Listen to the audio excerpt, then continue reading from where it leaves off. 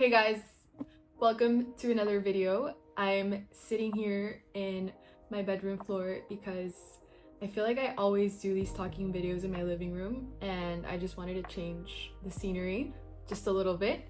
Every other space in my apartment is so dark already because it's winter and it's 5 p.m. and it's already almost pitch black outside. So I'm sticking to this little corner and please don't judge the space. One of my best friends from back home just watched all my videos and I think she just watched them from start to finish. And she was making fun of how shy I was in the beginning versus now.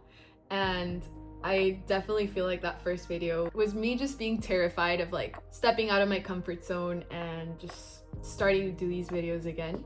And now I'm back to just feeling a lot more loose and just wanting to share as much content as I can with you guys. So it's still a work in progress. I still feel like sometimes I'm kind of like, ugh. But when I was doing the what I eat in a week, I feel like every day that passed was more and more my personality. And I just can't wait to the point where I just don't care at all. And I'm myself 100% without feeling shy. But anyways, today is actually the 1 year anniversary of me and Tiago moving to Sydney. And I really can't believe we've been here for a year because it's been such a ride. Like from waiting for my visa to arrive, that's a whole other story. So I'll do another video for that because I feel like that was a very traumatic phase where there was so much uncertainty. We were waiting for our visas. We didn't know what was gonna happen. But I can share that entire story another time.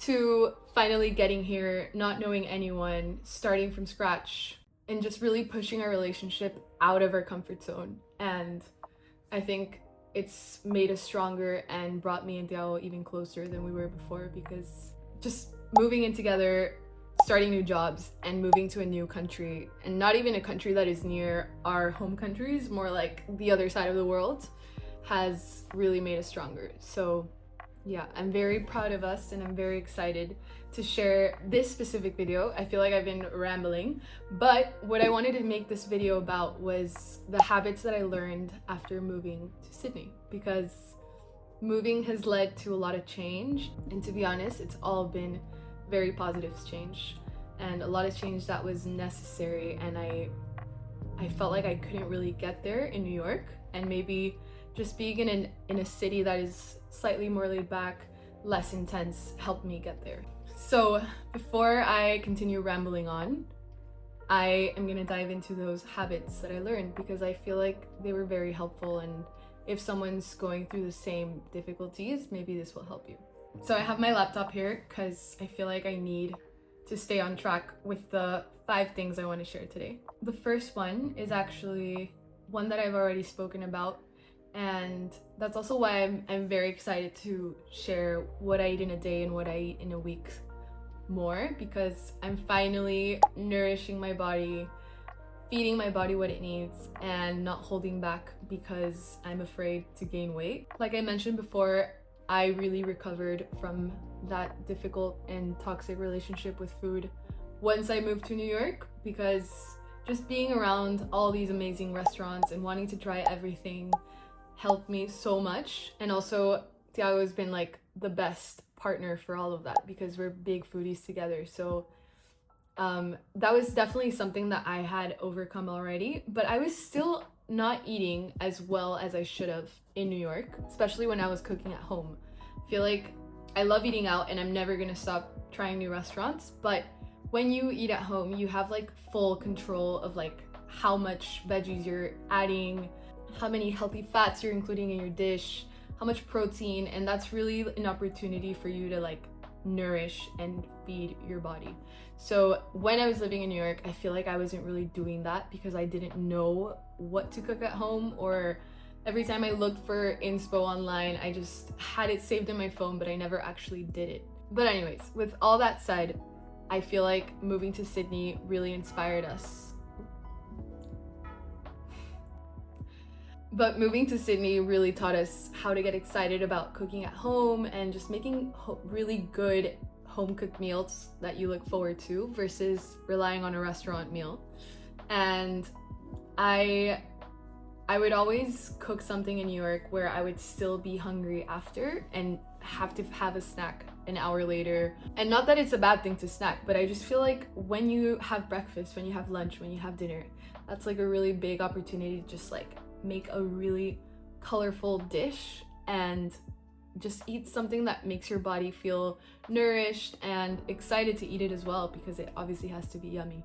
So yeah, I feel like Sydney was such a good influence for that, and I'm very grateful. I'm just gonna go turn on the light because I feel like it's starting to get dark. This light is so ugly. Anyways, so yeah, that was like the biggest thing, just bigger meals versus snacking all day, and just getting really excited about cooking at home and making something yummy. And there's so much inspo out there online.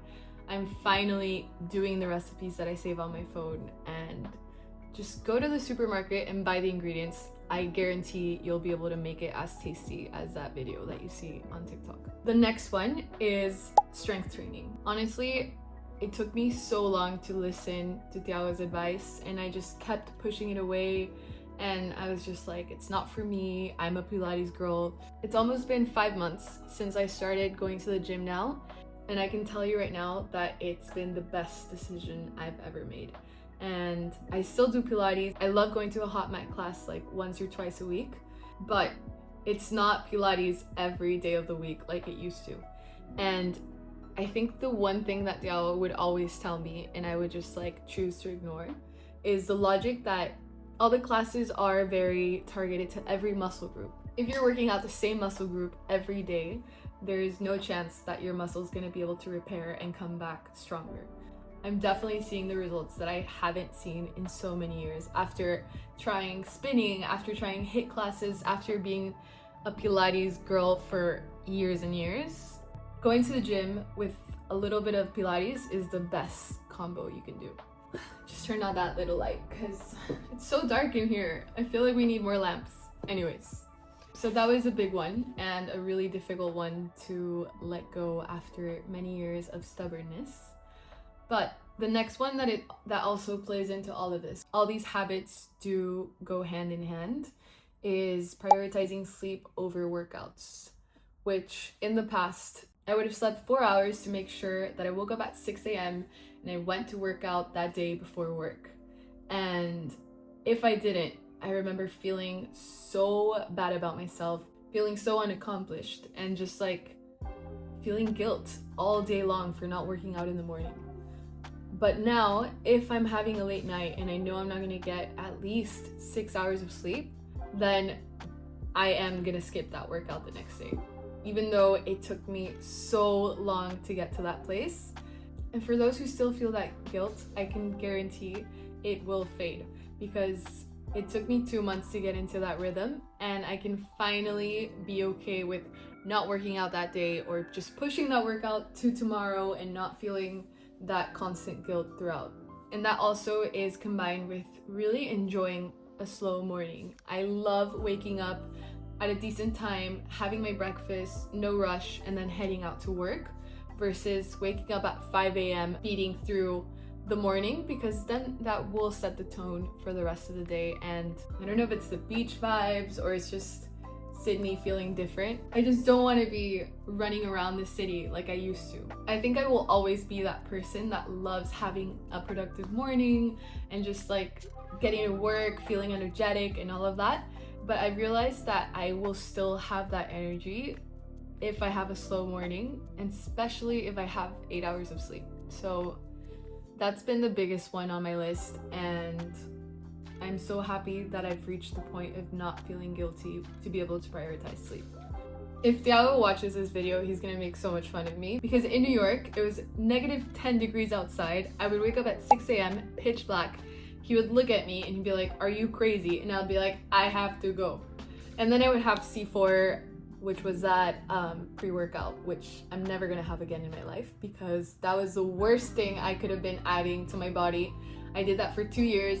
I don't want to talk about it. I'm just never gonna do that again. And to be fair, like, it really tastes good. Like, I love candy, and that's like the worst thing that you could give someone who's addicted to candy, because one, it boosted my energy, and two, it tasted just like a Jolly Rancher. So leaving that behind was like the hardest thing. But when we left New York, I was like, I'm not bringing that with me. That's staying there. The next one I have is not stressing over the perfect weekend. I feel like living in a city like New York, where there is so much to do and you just wanted to keep your weekends packed, like back to back, like breakfast, lunch, dinner, like let's do this in the afternoon and let's go to that event. And it was so fun, and I feel like I was living in that city at the perfect time in my life where I had the energy and I cared so much about that I did everything.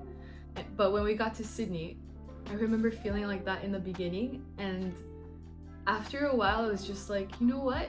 I just want to chill in my apartment. Like Saturday afternoon, I'll sit on that couch and I'll enjoy a really nice show, and maybe I'll go for a little stroll in the evening, maybe we'll go to a restaurant, but it's not like we have to do it.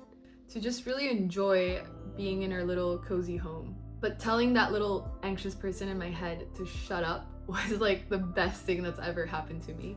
That was a big accomplishment, and I feel like overall, I just feel like all that loud noise that I had in my mind has just reduced significantly. I'm curious to see if we move to like another crazy city like New York, if I would still keep this calm self. I really hope I do. But I know it's really dependent on the city, and living by the beach is definitely a very zen lifestyle. So I hope I get to take this with me as well. And the last one on this list, which is a habit that I feel like I've created, but I still need to practice it every day, is just learning to be kinder with myself, because I feel like that's something that everyone struggles with.